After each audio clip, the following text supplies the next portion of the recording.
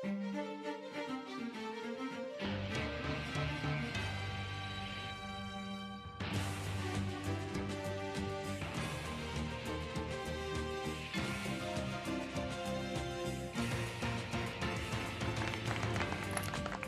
morning, Bulldogs. It's January 24th, and I'm Owen Garianti. And I'm Diego Godinez. That was a slamming parade last night. We have the news in a moment. For now, please stand for the Pledge of Allegiance. Ready? Begin. I pledge allegiance to the flag of the United States of America and to the republic for which it stands, one nation, under God, indivisible, with liberty and justice for all.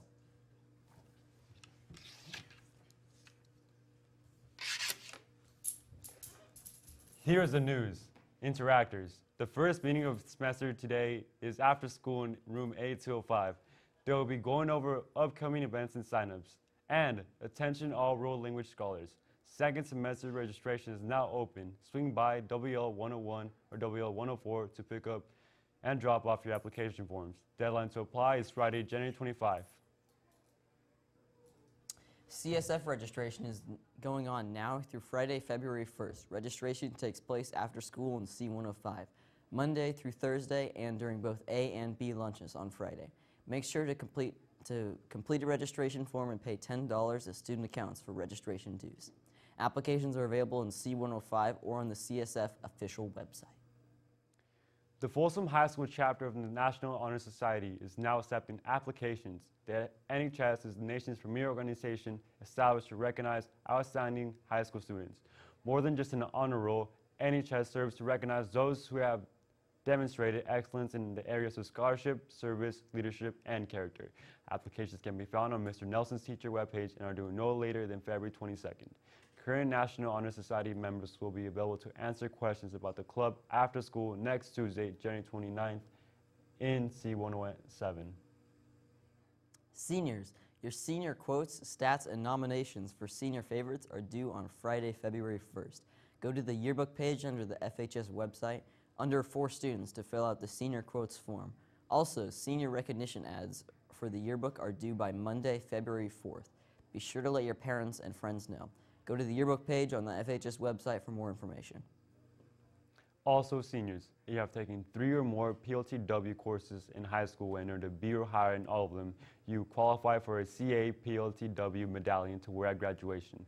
Please see Ms. Goldman in IB 204 before Monday, January 28th to ensure your name is on the list. If your name is not on the list, the medallion you will not receive a medallion. Seniors, SGN needs your help in designing this year's Sober Grad Night t-shirt. The winner of this year's t-shirt design will receive $100 cash. T-shirt designs must incorporate this year's theme and slogan and are due on February 1st, 2019. The theme is California and the slogan is, "And so the adventure begins." See the Sober Grad Night website, folsomsgn.com, for more information and view past t-shirt designs. If you have any questions regarding the contest, please email us at folsomhighsgn@gmail.com. Purchase Sober Grad Night tickets online at folsomsgn.com before the price increases in March. Seniors, as you begin receiving and making college admissions decisions, please update your college applications in Naviance. Reporting which college you plan to attend will lead to your name being placed in the Wall of Fame Administration Building. And are you planning to enroll at Folsom Lake College after graduation? They are accepting applications for the first scholarship programs through March 1st. First, you need to complete your enrollment process and obtain a student ID before applying. See Ms. Reed in counseling if you have any questions.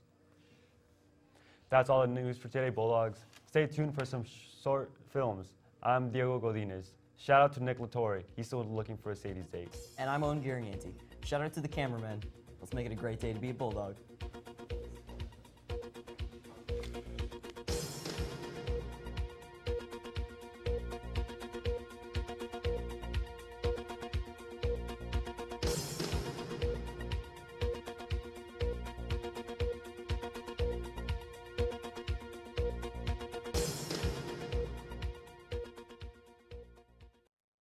Coming up, it's Arts in Action. See giant murals painted while you watch. Listen as the jazz band plays. Enjoy a sweet serenade by the choir. See digital art created on huge screens. See 3D art and sculpture created in the lobby. Check out student films projected on giant screens. All the while, giant art being created while you watch. You don't need a ticket. It's free. Just take your pause card to the theater for Arts in Action. It's Arts in Action.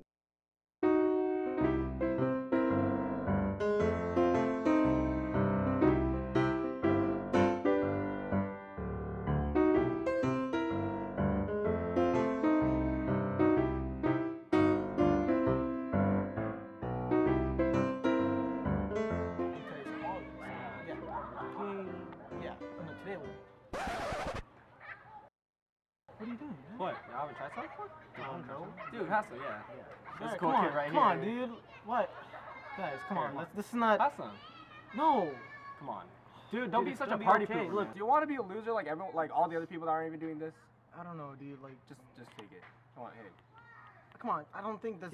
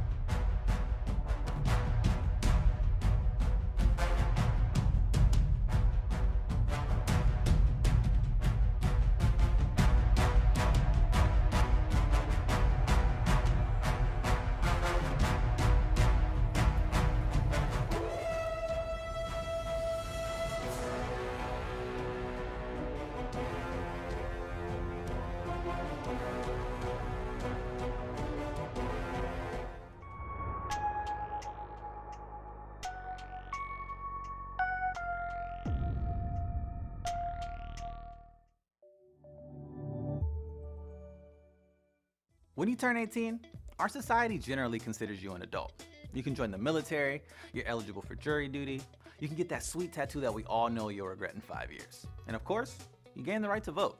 That's when you finally get a say in how this country works. But over the past few years, with movements like Black Lives Matter and the March for Our Lives, we've seen young people under the age of 18 put pressure on lawmakers to take action on serious issues that affect them, like police brutality and gun violence. Combine that with the fact that at 16 you can work, pay taxes, and even be tried as an adult for some crimes, and it's pretty obvious that the country's laws have an impact on nearly everyone well before they can cast their vote. Maybe we need to rethink the voting age. Should 16-year-olds be allowed to vote? Okay, so voting may not seem like a big deal, especially since there are a ton of eligible voters out there that don't vote. I'm looking at you, millennials. But it's kind of awesome that in America, voting is a right. I mean, 40% of the world doesn't even have the option to vote, which means they don't have a say in their government. However, the laws governing who can vote and who can't have evolved over time. When the Constitution was ratified in 1788, there was no mention of a voting age. Instead, pretty much every state requires you to be at least 21 and a land-owning white Christian male. No, not Christian Bale. Oh, well, I mean, that works too.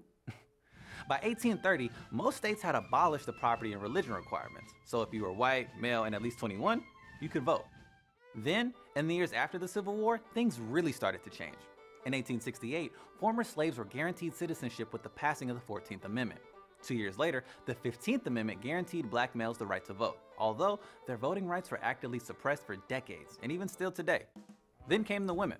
After years of activism, they won the right to vote in 1920 with the passage of the 19th Amendment. In 1965, the Voting Rights Act prohibited racial discrimination of any kind in voting. So by the late 60s, finally, everyone 21 and over could actually vote in the US. But the journey doesn't end there, folks. The late 60s was the peak of the Vietnam War. The US government drafted thousands of 18 to 21-year-old men. Protesters argued that if you were old enough to die for your country, you should be able to vote in it too. So in 1971, Congress approved and then the states ratified the 26th Amendment, which guarantees voting rights to any American citizen 18 or older. Okay, so why not lower the voting age even lower to 16? Why not keep evolving? Well, going from 21 to 18 is a way easier sell than going from 18 to 16. Some critics say that 16-year-olds aren't mature enough or have enough life experience. After all, most are high schoolers, legally required to attend school and generally are dependent on their family for food, clothing, and shelter. I mean, when I think back to my 16-year-old self and my classmates, do I really trust them to make informed political decisions? The maturity argument isn't just adults throwing shade at the youngins. There is some science to back it up. All parts of the brain don't develop at the same pace. What your brain looks like at 16 will be different than how it looks at 18 or 21 or even 25. So what does that mean for teens? Well, there are basically two different methods that our brains use to understand and process the world. The first is cold cognition, which is normal, everyday decision making that doesn't involve your emotions, like picking between Uber and Lyft. Teens are just fine with cold cognition. Hot cognition, on the other hand, involves emotion, typically a conflict between risk and reward. Research shows that teens often struggle with that, meaning they're more likely to be impulsive and irrational when things get emotional. So if you're a 16-year-old voter entering the booth, which part of your brain are you using? On top of that, there's a trend toward increasing the legal age for things. Over the past decade, states have raised the legal age for things like driving a car and buying cigarettes. North Carolina will no longer charge 16 and 17-year-olds as adults. Allowing 16-year-olds to vote would run against this trend. Those in favor of lowering the voting age point to the fact that if you take a look at some other countries around the world, letting 16-year-olds vote isn't controversial. Argentina, Austria, Brazil, Cuba, Ecuador, and Nicaragua all allow voting at 16. And while in the US, you still need to be at least 18 to vote in federal elections, stuff like voting for president and senators, 3 cities in Maryland have granted 16 and 17-year-olds the right to vote in local elections. Many argue that 16-year-olds should have a stake in the laws that affect them. They go to school, so why not let them vote on school policy? A lot of them have jobs where they get taxed on their earnings without having any voting power to affect change in their government. That's taxation without representation, which, if you remember the Boston Tea Party from history class, was a big reason why we fought the Revolutionary War and created the US.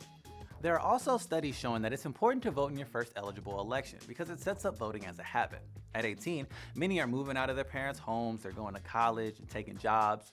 Being highly mobile can make it hard to register to vote at a specific address. You're more likely to vote for the first time if you're at home in a familiar place, like a lot of kids are at 16. And there's some real data to back this up.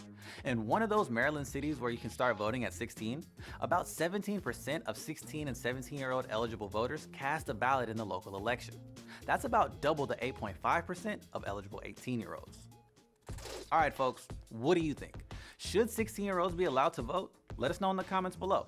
And even if you can't vote, there's a lot of ways to get involved with politics. Young people can motivate their families and neighborhoods through education and community organization.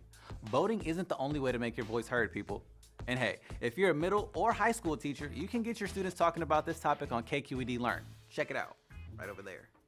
And if you're a student, you can teach your teacher something by showing this video on KQED Learn. Bonus points for sure, guaranteed. And as always, like, subscribe, tell your friends about us, keep watching our videos, and stay above the noise. Later.